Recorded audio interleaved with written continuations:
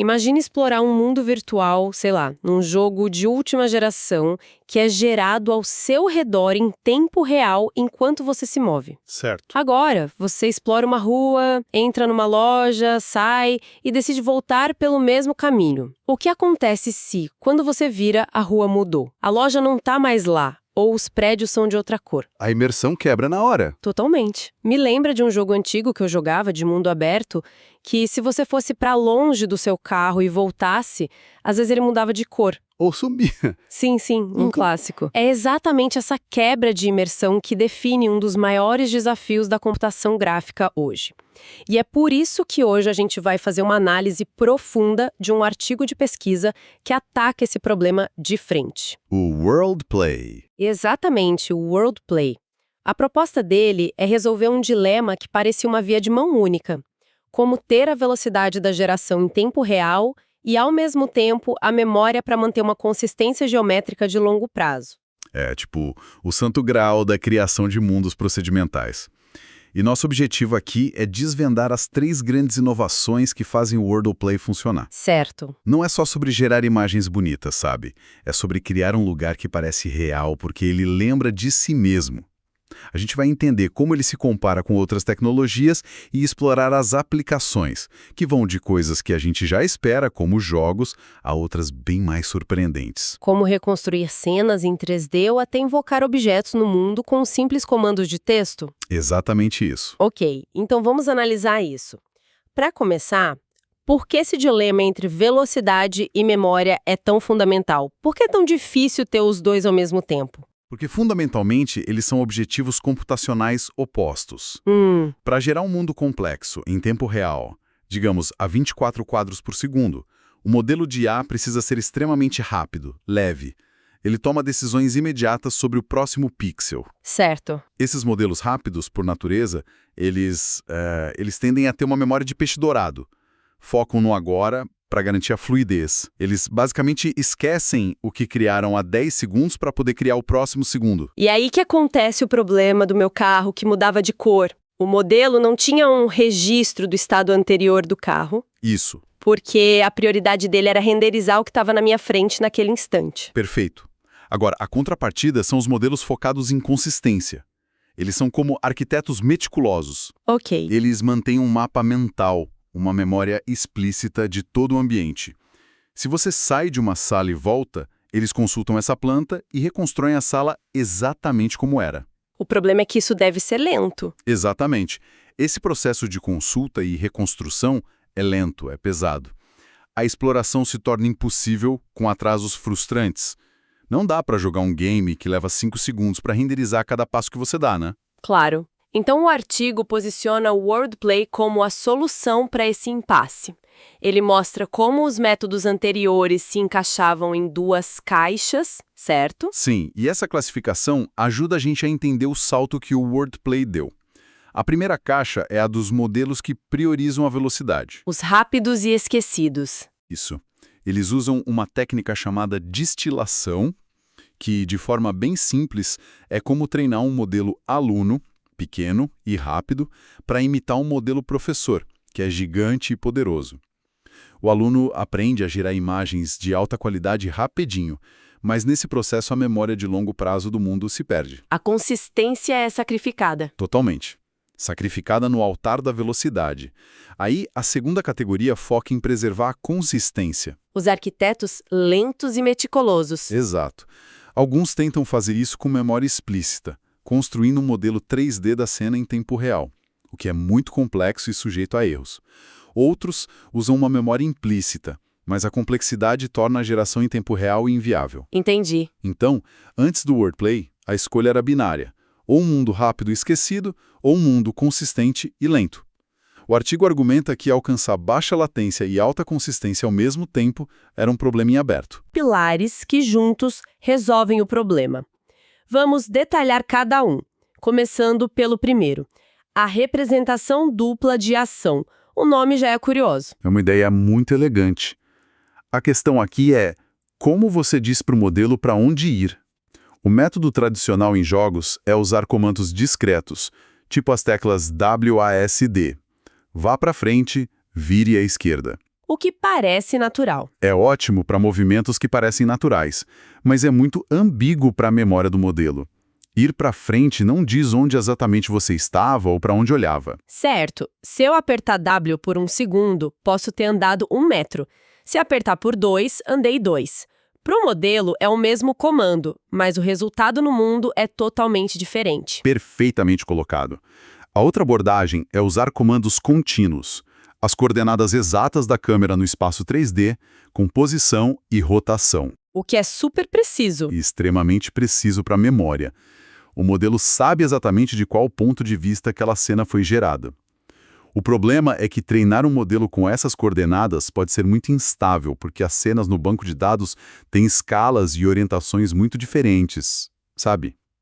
Ah, entendi. Às vezes um pequeno movimento na coordenada gera uma mudança visual enorme, e às vezes uma grande mudança mal altera a imagem. Então, em vez de escolher um, eles decidiram usar os dois ao mesmo tempo. Isso não cria um conflito? Como o modelo sabe qual comando obedecer? Aí é que está a genialidade. Eles não competem, eles se complementam. A ação discreta, o W, guia a intenção do movimento de forma natural e robusta. Ok. A pose contínua da câmera, as coordenadas, é injetada diretamente nos blocos de atenção do modelo. E aqui, atenção é a capacidade do modelo de pesar a importância de diferentes informações. E ele usa a coordenada para se localizar. Exato. Ele pensa, o usuário quer ir para frente, e ele está exatamente neste ponto, olhando exatamente para esta direção. Um guia o movimento, o outro ancora esse movimento na realidade geométrica do mundo. Entendi. Então, o primeiro pilar resolve o controle, dando ao modelo o melhor dos dois mundos: movimento natural e localização precisa. Mas isso nos leva à questão central, a memória. Sim. Como o modelo realmente lembra dos lugares para não recriá-los de forma diferente. Porque, como você disse, não dá para guardar todos os frames. Seria um custo computacional absurdo. E essa é a joia da coroa do artigo. O segundo pilar, a memória de contexto reconstituída. A solução deles é brilhante.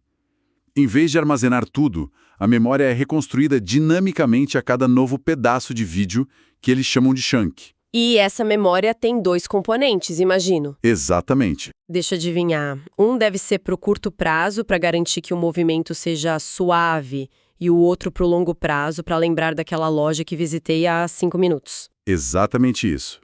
O primeiro componente é a memória temporal. Ela é formada pelos chunks mais recentes. A função dela é garantir a fluidez, para que o vídeo não tenha saltos ou cortes bizarros. Certo. O segundo, e mais importante, é a memória espacial. É aqui que a mágica da consistência acontece. O modelo vasculha o histórico de todos os frames já gerados e seleciona alguns que são geometricamente relevantes para a visão atual. E como ele sabe o que é geometricamente relevante? Ele calcula com base em 2 fatores: sobreposição do campo de visão e distância da câmera. Basicamente, ele procura por frames antigos que mostram pedaços do cenário que a pessoa está vendo agora ou que estão muito próximos. Ah, então ele força o modelo a lembrar. Isso. Garante que, se você voltar para um lugar, o modelo vai puxar os frames da primeira visita para o seu contexto atual, forçando-o a manter a consistência. Certo. E dentro dessa ideia, o artigo destaca uma técnica específica, o realinhamento temporal, temporal reframing. Isso parece ser o verdadeiro pulo do gato. É o pulo do gato, o coelho na cartola, tudo junto. É uma ideia que muda o jogo. O conceito é o seguinte: em modelos de atenção, como os transformers que sustentam essa tecnologia, existe um viés de recência. A informação mais nova tem mais peso. Faz sentido. Quanto mais antigo um frame na memória, mais distante ele parece para o modelo e a influência dele diminui. É um decaimento natural. Espera um pouco, isso soa como ultrapassa. Se você simplesmente diz ao modelo que uma memória de 10 minutos atrás é de agora, isso não corre o risco de confundir o modelo sobre a sequência real dos eventos? Essa é a questão crítica e a resposta é fascinante. Como ele sabe a diferença? O modelo não se confunde porque o objetivo não é preservar a cronologia, mas sim a geometria. O realinhamento temporal reescreve as informações de posição desses frames antigos e importantes, fazendo eles parecerem novos para o mecanismo de atenção. É como pegar uma foto antiga e colocar na frente do álbum. Perfeito.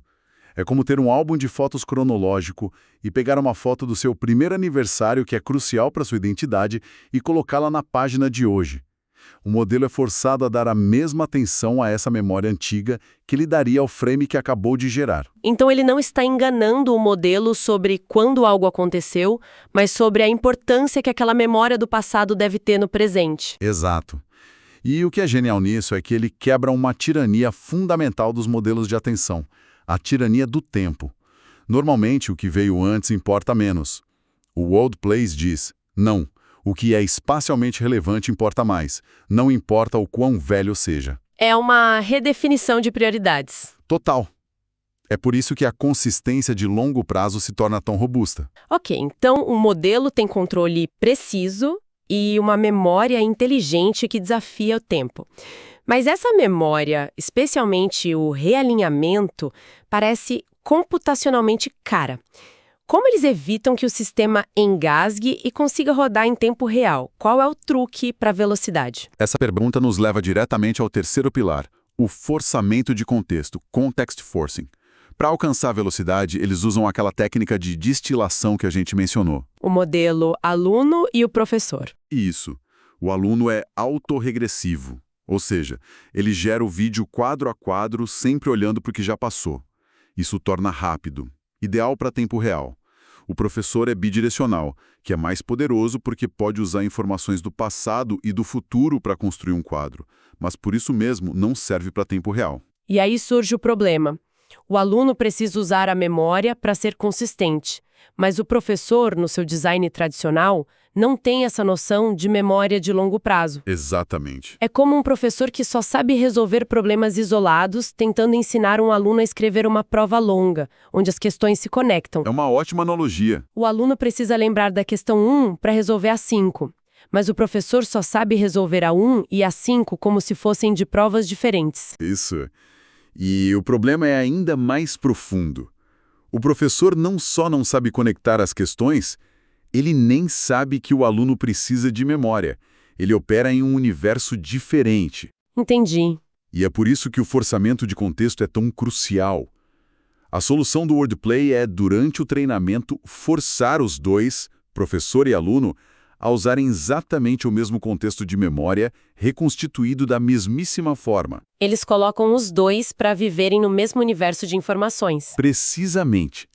Esse alinhamento perfeito permite que a destilação funcione de verdade. O aluno aprende não só a imitar a qualidade visual do professor, mas também a usar a memória da mesma forma que ele. Isso evita o acúmulo de erros. Exato. Evita a degradação da qualidade e permite que a geração aconteça em pouquíssimos passos. E é essa eficiência que se traduz em tempo real. Vídeo em 720p a 24 quadros por segundo. Então, o que tudo isso significa na prática? Quando a gente olha os resultados, a versatilidade é de cair o queixo. O artigo mostra a geração de mundos realistas, tipo cenas de rua, uma cabana na floresta, que são assustadoramente convincentes. Mas também vai para o lado artístico, né? Sim, e como vai? Ele cria mundos estilizados, como uma cidade cyberpunk, com luzes de neon super vibrantes, ou até cenários que parecem saídos de um videogame, como Zelda, com aquele estilo de arte cel-shaded. E o mais impressionante é que não se limita à primeira pessoa. Não mesmo. O artigo demonstra o controle de um agente em terceira pessoa, um personagem andando pela rua e o mundo se desenrola ao redor dele com a mesma consistência. E os resultados quantitativos, as tabelas com os números, confirmam essa impressão visual. Totalmente. Na tabela 2 do artigo, eles comparam o wordplay com outros modelos de ponta, usando métricas que testam especificamente a consistência de longo prazo. São testes de loop, né? Isso. A câmera percorre um caminho e volta ao ponto de partida. Modelos sem memória, como um chamado Matrix Game 2.0, falham catastroficamente. A cena no final do loop não tem nada a ver com a do início. E os que têm algum tipo de memória? Os que usam memória baseada em reconstrução 3D explícita, como o Gen 3C, se saem melhor, mas sofrem com a imprecisão. Qualquer errinho na estimativa de profundidade se acumula e a consistência começa a se desfazer. E o wordplay? O wordplay, com sua memória implícita e o realinhamento, se mostra muito mais estável. A cena no final do loop é quase idêntica à do começo. Ele simplesmente funciona. Mas as aplicações que eles demonstram vão muito além da simples navegação. E aqui as coisas ficam realmente futuristas. A primeira é reconstrução 3D. Isso é uma prova de fogo. Eles pegaram um vídeo gerado pelo wordplay e usaram como entrada para um software padrão de reconstrução 3D. O resultado é uma nuvem de pontos 3D de altíssima qualidade da cena. Tem aquela imagem da galeria de arte. Exato. Sendo perfeitamente reconstruída em 3D. Isso demonstra que o modelo não está só pintando pixels que parecem corretos. Ele tem uma compreensão implícita e consistente da geometria tridimensional do ambiente. É uma capacidade muito avançada. E a segunda aplicação é a que me deixou mais perplexa. Eventos acionáveis por texto. Isso é inacreditável. É impressionante. Durante a exploração do mundo, o usuário pode simplesmente digitar um comando e o mundo se altera.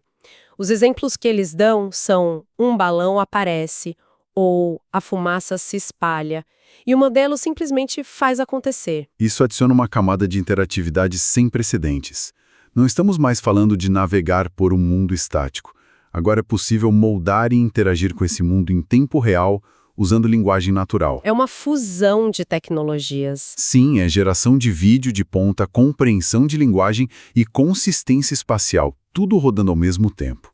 A complexidade por trás disso é imensa. Então, para amarrar tudo, o wordplay realmente parece ser um avanço fundamental.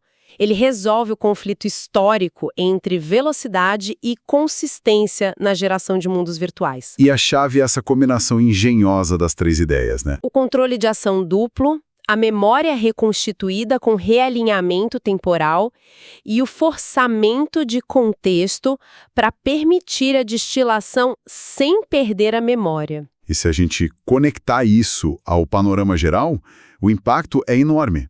Essa tecnologia é um passo crucial para a criação de mundos virtuais verdadeiramente interativos e persistentes. Pensa nas aplicações em jogos. Exato.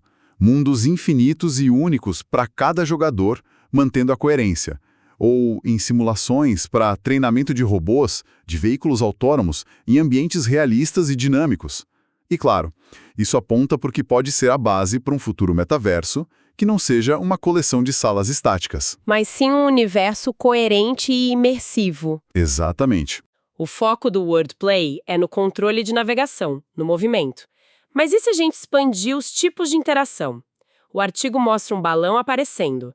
Mas o que acontece quando não apenas um, mas múltiplos agentes ou jogadores entram no mesmo mundo gerado dinamicamente? Essa é a próxima fronteira e é uma fronteira assustadoramente complexa. Como o modelo lidaria com as interações entre esses jogadores? E a física? Se um jogador constrói um muro e o outro tenta atravessá-lo. Se um objeto é jogado... Isso. Ele deve seguir uma trajetória realista e interagir com o cenário que também está sendo gerado em tempo real. Isso exige não apenas consistência visual, mas consistência causal e física. Abre a porta para a criação de realidades digitais compartilhadas, construídas momento a momento. Isso levanta questões fascinantes sobre o futuro das experiências virtuais, onde o mundo não é pré-fabricado por um desenvolvedor, mas é gerado e evoluído continuamente com base nas ações de todos os seus habitantes. O potencial para a criatividade e para o caos é francamente extraordinário.